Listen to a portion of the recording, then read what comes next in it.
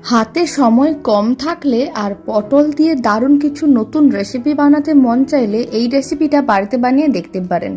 খুব কম সময়ের মধ্যে রেডি হয়ে যায় আর খেতেও ভীষণ ভালো হয়। প্রথমে আমি বেশ কয়েকটা পটল নিয়েছি। পটলের খোসাটা অল্প অল্প করে ছাড়িয়ে রেখেছিলাম।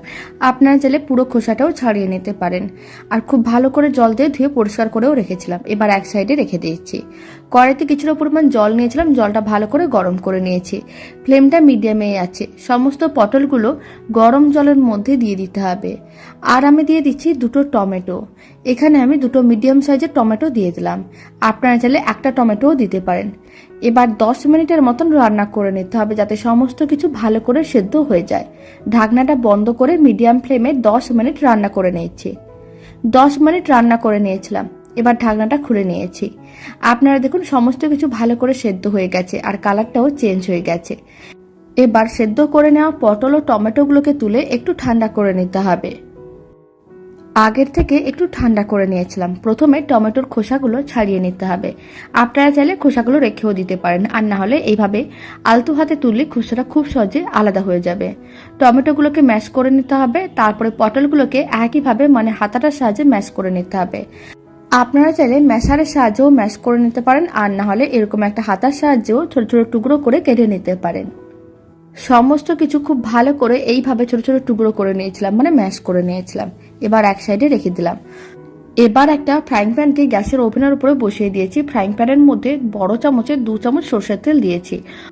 আর দিয়ে দিচ্ছি অল্প একটু গোটা জিরে, আর দুটো শুকনো লঙ্কা হাফ করে কেটে রেখেছিলাম দিয়ে দিলাম। এবার গোটা জিরে ও শুকনো লঙ্কাটাকে নাড়াচাড়া করে হালকা করে একটু ভেজে নিতে হবে। যখন এইভাবে ফোড়নটা হালকা করে ভাজা হয়ে যাবে, খুব সুন্দর একটা সেন্ট বেরোনো শুরু করে দেবে, তখন বড় চামচের 1 চামচ রসুন বাটা দিয়ে দিলাম। রসুন বাটাটা একটু বেশি করে দিতে হবে, এতে খেতে বেশ ভালো লাগবে। রসুন বাটাটাও 1 মিনিটের মতন নাড়াচাড়া করে ভেজে নিতে হবে। আর তারপরে দিয়ে দিতে হবে কুচনো পেঁয়াজ। পেঁয়াজটা আপনারা কম বেশিও করতে পারেন, একটু বেশি করে দিলে খেতে অনেক বেশি ভালো লাগবে। এবার কুচনো পেঁয়াজটাকেও খুব ভালো করে মিশিয়ে নিতে হবে আর একটু নাড়াচাড়া করে ভাজতে হবে। এই সময় দিয়ে দিচ্ছি 4 চামচের 4 ভাগের 1 ভাগ হলুদ গুঁড়ো আর 4 চামচের 4 ভাগের 1 ভাগ লঙ্কার গুঁড়ো। এবার আমি দিয়ে দিলাম স্বাদ অনুযায়ী লবণ বা কিছুটা পরিমাণ লবণ। এতে কুচনো পেঁয়াজগুলো অনেক তাড়াতাড়ি নরম হয়ে যাবে। সমস্ত কিছু খুব ভালো করে মিশিয়ে নিতে হবে, মশলাটাকে ভেজে নিতে হবে। 2 মিনিট মিডিয়াম ফ্লেমে নাড়াচাড়া করে মশলাটা ভেজে নিয়েছিলাম। এবার আমি প্রায় 250 গ্রামের মতন চিংড়ি মাছ দিয়ে দিলাম। চিংড়ি মাছগুলো মশলার সঙ্গে খুব ভালো করে মিশিয়ে নিতে হবে, আর মশলার সঙ্গে চিংড়ি মাছগুলোকে প্রায় 4 থেকে 5 মিনিটের মতন রান্না করে নিতে হবে। এতে চিংড়ি মাছগুলো মশলার সঙ্গে ভাজা হয়ে যাবে, খেতেও ভালো লাগবে আর দেখতেও ভালো লাগবে। প্রায় 4 মিনিটের মতন মিডিয়াম ফ্লেমে রান্না করে নিয়েছিলাম। চিংড়ি মাছগুলো ভাজা হয়ে গেছে। এবার সেদ্ধ করে রাখা পটল ও টমেটো যেটা ম্যাশ করে রেখেছিলাম সেটা দিয়ে দিলাম, আর অল্প একটু লবণ দিলাম, খুব বেশি না, একেবারে সামান্য পরিমাণ, স্বাদ অনুযায়ী। আর অল্প একটু চিনি দিলাম। চিনিটা একেবারে অপশনাল, আপনারা চাইলে দিতেও পারেন, নাও দিতে পারেন। এখন সমস্ত কিছু একসঙ্গে খুব ভালো করে মিশিয়ে নিতে হবে।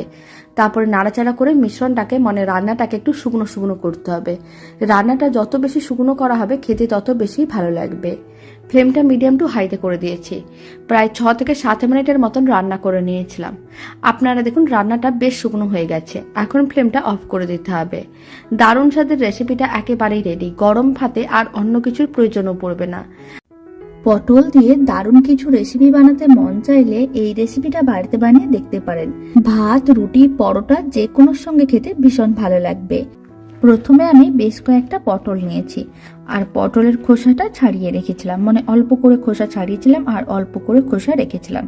তারপরে এইভাবে যেখানে খোসাটা ছাড়ানো ছিল সেখানে একটা ছুরির সাহায্যে এইভাবে দাগ দিয়ে দিলাম। এতে রান্নাটা খেতে অনেক বেশি ভালো লাগবে। এবার আমি অল্প একটু লবণ আর অল্প একটু হলুদ গুঁড়ো দিয়ে দিলাম। লবণ ও হলুদ গুঁড়োটা খুব ভালো করে পটলের সঙ্গে মিশিয়ে নিতে হবে। খুব ভালো করে লবণ ও হলুদ গুঁড়োটা মেশানো হয়ে গেছে। এবার কড়াইয়ের মধ্যে দিয়ে দিচ্ছি বেশ কিছুটা পরিমাণ সরষের তেল। তেলটা আপনারা কমও দিতে পারেন। এবার আমি এর মধ্যে দিয়ে দিচ্ছি গরম তেলের মধ্যে দিয়ে দিচ্ছি পটলগুলো। আর পটলগুলোকে উল্টে পাল্টে লাল লাল করে ভেজে নিতে হবে। এইভাবে যদি একটু পটলগুলোকে ভেজে নেওয়া যায় তাহলে খেতে অনেক বেশি ভালো লাগবে। পটলগুলোকে বেশ লাল লাল করে ভেজে নিয়েছিলাম। এবার ভেজে নেওয়া পটলগুলো তুলে এক সাইডে রেখে দিতে হবে। সমস্ত পটলগুলোকে তুলে নিচ্ছি। এখন আমি কড়াইতে ওই গরম তেলের মধ্যে দিয়ে দিচ্ছি কেটে রাখা আলুর টুকরো। আলুর টুকরোটাকে এইভাবে একটু মোটা আর লম্বা করে কেটে নিয়েছিলাম। আপনারা আপনাদের পছন্দ মতন যে কোনো শেপে কেটে নিতে পারেন। আলুর টুকরোগুলোকে বেশ লাল লাল করে ভেজে নিয়েছিলাম। এবার তুলে এক সাইডে রেখে দিয়েছি। আর কড়াইতে বাকি যে তেলটা আছে সেই তেলের মধ্যে দিয়ে দিচ্ছি 250 গ্রামের মতন চিংড়ি মাছ। চিংড়ি মাছগুলোকে প্রায় 2 মিনিটের মতন মিডিয়াম ফ্লেমে নাড়াচাড়া করে ভেজে নিতে হবে। চিংড়ি মাছগুলোকে খুব বেশি ভাজার দরকার নেই, একেবারে হালকা করে ভেজে নিতে হবে, না হলে চিংড়ি মাছগুলো শক্ত হয়ে যেতে পারে। এবার চিংড়ি মাছগুলোকে তুলে রেখে দিলাম। এখন ওই তেলের মধ্যে দিয়ে দিচ্ছি 2 মিডিয়াম সাইজের পেঁয়াজ বাটা, আর আমি দিয়ে দিচ্ছি 4 চামচের 2 চামচ আদা রসুন বাটা। খুব ভালো করে মিশিয়ে নিতে হবে আর মশলাটাকে 1 মিনিটের মতন মিডিয়াম ফ্লেমে নাড়াচাড়া করে নিতে হবে। 1 মিনিট মিডিয়াম ফ্লেমে নাড়াচাড়া করে নিয়েছিলাম। এখন আমি মশলার মধ্যে দিয়ে দিচ্ছি সামান্য পরিমাণ হলুদ গুঁড়ো, 4 চামচের 4 ভাগের 1 ভাগ, আর হাফ চামচের মতন দিয়ে দিলাম লঙ্কার গুঁড়ো। হলুদ গুঁড়ো লঙ্কার গুঁড়োটা খুব ভালো করে মিশিয়ে নিতে হবে আর মশলাটাকে খুব ভালো করে কষিয়ে নিতে হবে। মশলাটাকে খুব ভালো করে কষিয়ে নিয়েছিলাম। মশলার মধ্যে কোনো রকমের কাঁচা গন্ধ নেই। এখন ভেজে রাখা আলুর টুকরো ও পটলগুলো দিয়ে দিতে হবে আর খুব ভালো করে মশলার সঙ্গে মিশিয়ে নিতে হবে। এতে খেতে বেশ ভালো লাগবে। বাড়িতে রেসিপিটা এইভাবে একবার বানিয়ে দেখতে পারেন, আর অন্য কিছুর প্রয়োজন পড়বে না, খেতে এতটাই ভালো হয়। খুব ভালো করে মিশিয়ে নেওয়ার পরে এখন আমি রান্নার মধ্যে দিয়ে দিচ্ছি বেশ কিছুটা পরিমাণ জল আর স্বাদ অনুযায়ী লবণ আর অল্প একটু চিনি। চিনিটা একেবারেই অপশনাল, আপনারা চাইলে দিতেও পারেন, নাও দিতে পারেন, তবে অল্প একটু চিনি দিলে খেতে অনেক বেশি ভালো লাগবে। খুব ভালো করে মিশিয়ে নিতে হবে। এবার 5 মিনিট রান্না করে নিতে হবে মিডিয়াম ফ্লেমে। 5 মিনিট রান্না করে নিয়েছিলাম। এখন ভেজে রাখা চিংড়ি মাছগুলো দিয়ে দিলাম আর দিয়ে দিচ্ছি গরম মশলার গুঁড়ো। খুব ভালো করে চিংড়ি মাছ ও গরম মশলার গুঁড়োটা মিশিয়ে নিতে হবে আর 2 মিনিটের মতন রান্না করে নিতে হবে। খুব বেশি টাইমের প্রয়োজন পড়বে না। রান্নাটা খুব কম সময়ের মধ্যে রেডি হয়ে যায় আর খেতে তো ভীষণ ভালো হয়। বাড়িতে বানালে কমেন্ট বক্সে জানাতে একেবারেই ভুলবেন না খেয়ে আপনাদের কেমন লাগলো। আর রান্নার মধ্যে আমি দিয়ে দিচ্ছি 3টে কাঁচা লঙ্কা, আপনারা চাইলে দিতেও পারেন, নাও দিতে পারেন। আর শেষে দিয়ে দিচ্ছি 1 চামচ ঘি।